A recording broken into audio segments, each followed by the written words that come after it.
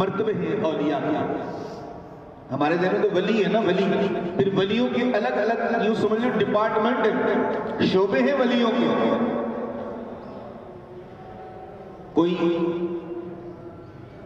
ابرار ہوتا ہے، کوئی ابدال ہوتا ہے، اخیار ہوتے ہیں، فرد بھی ہوتا ہے، فرید بھی ہوتا ہے، قطب بھی ہوتا ہے، غوث بھی ہوتا ہے. جتنے اولیاء ہیں نا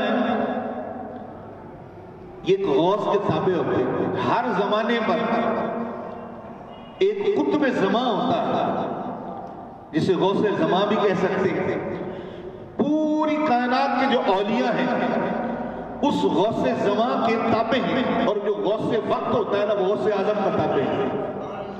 جیسے دنیا میں پورا سلسلہ ہے، شعبے بنے ہوئے، یہ شعبہ اس کے تحت، یہ اس کے تحت، یہ اس کے تحت، آخر ایک شعبہ ایسا ہوتا ہے کہ سارے شعبے اس کے تحت ہوتے ہیں. وہ شورا کہلاتی ہے، پوری دنیا کو ڈیل کرتی ہے. اور پھر ان میں ایک ہوتا ہے جو اس پوری شورا کا بھی ہیڈ ہوتا ہے، اسے کہتے ہیں غوث اعظم. تو یہ زمانہ پورا ولیوں کے تحت چل رہا ہے، اللہ نے نظام بنایا ہوا ہے. اور یہ اولیاء کسی نہ کسی نبی کے قدم پر ہیں، کسی نہ کسی نبی کے مظہر ہوتے ہیں.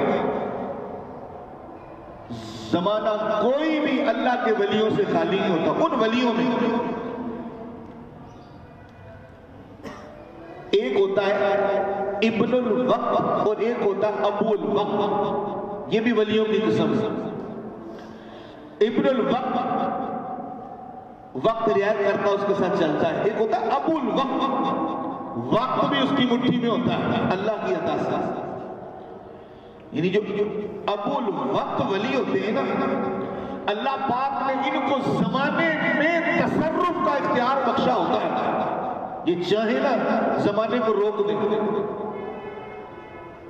یہاں پر شیطان ایک بہکاوا دیتا ہے، لو جی حد ہو گئی ہے. کیسے روکیں گے؟ جس کی کھوپڑی میں نا خرناس بھرا ہوگا وہ بولے گا، اور جس کی کھوپڑیوں میں نور ہے کہ رب کہتا ہے وہ خود نہیں کرتا، اس کی ہاتھوں میں میری طاقت ہے. اللہ خود فرماتا ہے وَيَدَهُ الَّتِي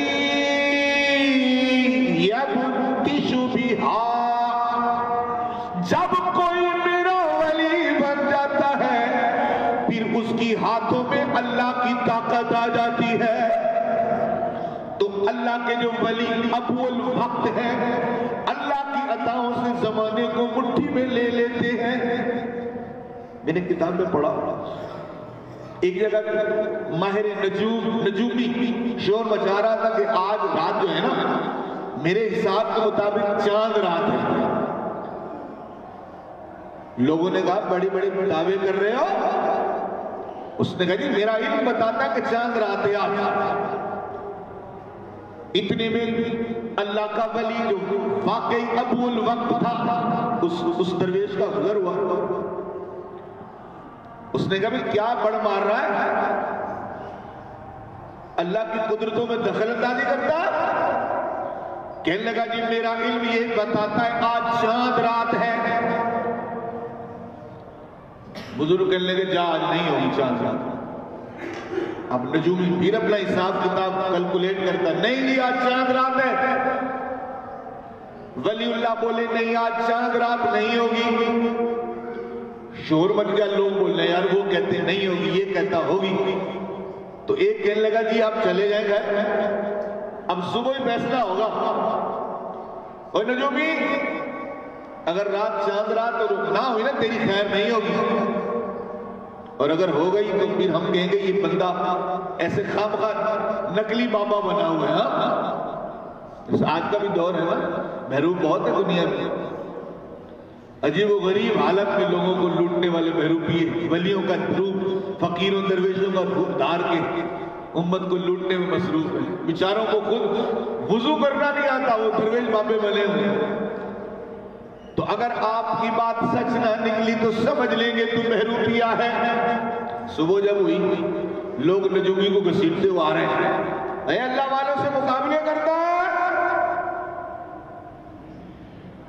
وہ کہنے لگا میرا علم سچا ہے، رات چاند رات تھی مگر چاند نظر نہیں آیا، سمجھ نہیں آتی تھی۔ لوگوں نے کہا یہی تو بات کہہ رہے ہیں، تو جھوٹ بولتا ہے، تیرا علم بھی جھوٹا ہے۔ اتنے میں وہ بزرگ اللہ کا ولی تشریف لایا، فرمایا اے لوگوں اس کو چھوڑ دو، یہ بندہ بھی سچ بولتا ہے۔ لوگ کہنے لگے بابا جی آپ کیسی باتیں کر رہے ہیں؟ یہ کل بڑے فخر سے کہہ رہا تھا کہ میں ماہر نجوم ہوں، رات چاند کی ہے، رات تو چاند نظر نہیں آیا۔ بزرگ بتا کیا فرمان لگے، اس کو چھوڑ دو، سچی بات ہے رات چاند رات ہی تھی، ہم نے چاند نکلنے نہیں دیا، چاند پکڑ کے ہم نے تکیے کے نیچے رکھ لیا تھا۔ سبحان اللہ۔ علماء کہتے ہیں یہ ہے اللہ والوں کا تصرف۔ ابو الوقت ولی شیطان وسوسے ڈالنا شروع کر دے گا، یار افسوس کس طرح لوگوں کو عجیب و غریب باتیں بتائی جا رہی ہیں، بھلا چاند بھی تکیے کے نیچے آ سکتا ہے؟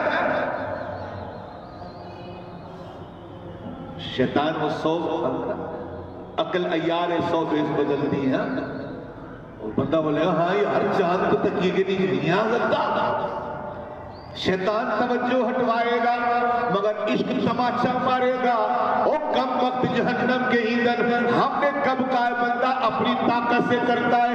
اللہ فرماتا ہے جب کوئی میرا بن جاتا ہے وَيَدَهُ الَّتِي يَبْتِشُ بِهَا، پھر اللہ کے ولی کے ہاتھوں میں اللہ کی طاقت ہوتی ہے، پھر میں اس کے ہاتھ بن جاتا ہوں جس سے وہ پکڑتا ہے، اس کے پاؤں بن جاتا ہوں جس سے وہ چلتا ہے، اس کی آنکھیں بن جاتا ہوں جس سے وہ دیکھتا ہے۔ پتہ یہ چلا اللہ کے جو اولیاء ہیں اللہ کی عطا کردہ طاقتوں سے کمال ظاہر کرتے ہیں۔ اللہ کا ہر ولی رب کی عطا کردہ طاقت سے سب کچھ کر رہا ہے۔ اللہ والے تو اللہ والے، اللہ اللہ۔ اب کتابیں پڑھتے ہوں گے یار، تاریخیں بھری پڑی ہیں یار، اولیاء کی سیرت پر سینکڑوں ہزاروں کتابیں، ہزاروں کتابیں، ہر دور میں ولیوں پر کتاب لکھی گئی۔ میرے غوث اعظم پر ایک مستند کتاب ہے بہجت الاسرار، جو حضور غوث پاک کی ظاہری زندگی میں لکھی گئی تھی۔ آپ ظاہری طور پر حیات تھے، آپ کے ہوتے وہ کتاب آپ کی زندگی پہ لکھی گئی، جیسے حدیث شریف میں بخاری شریف صحت کے اعتبار سے معتبر ہے، ایسے ولیوں کی سیرت میں غوث پاک کی کتاب سیرت کی بہجت الاسرار معتبر ہے۔ اس میں راویان بالکل سارے اللہ والے ہیں، یعنی بالکل اس طرح لڑی بنی ہوئی ہے، کہتا میں نے فلاں ولی سے سنا، کہتا میں نے فلاں ولی سے سنا، فلاں ولی کہتا میں نے اپنی آنکھوں سے دیکھا غوث پاک کی یہ شان تھی۔ اتنی مستند کتاب ہے۔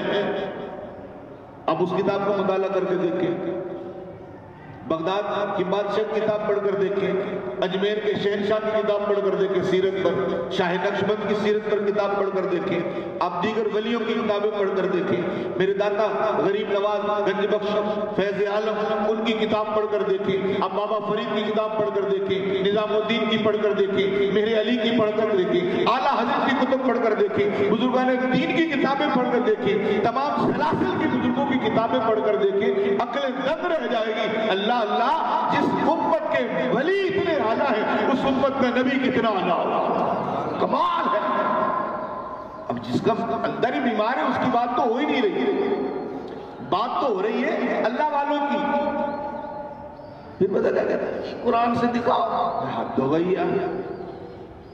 حضور کی امت کے ولی بعد میں آئے ہیں، اب وہ بات تو نہیں دکھا سکتے مگر یہ دکھا سکتے کہ ولیوں کی کرامت قرآن سے ثابت ہے۔ اب قرآن پڑھ کر دیکھیں، آپ کو پتا ہوگا حضرت سلیمان علیہ نبی علیہ السلام آپ نے وہ بلقیس کا تخت منگوانے کے لیے اعلان کیا تھا اور فرمایا تھا کہ کوئی ہے